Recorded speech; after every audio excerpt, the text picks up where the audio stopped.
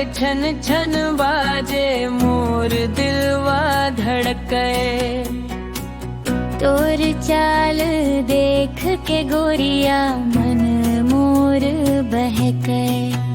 तोर चूड़ी के खन खन ममया के दिल सुनावे। ते हंस के जिन देखस मोला दिन मोर बन जावे।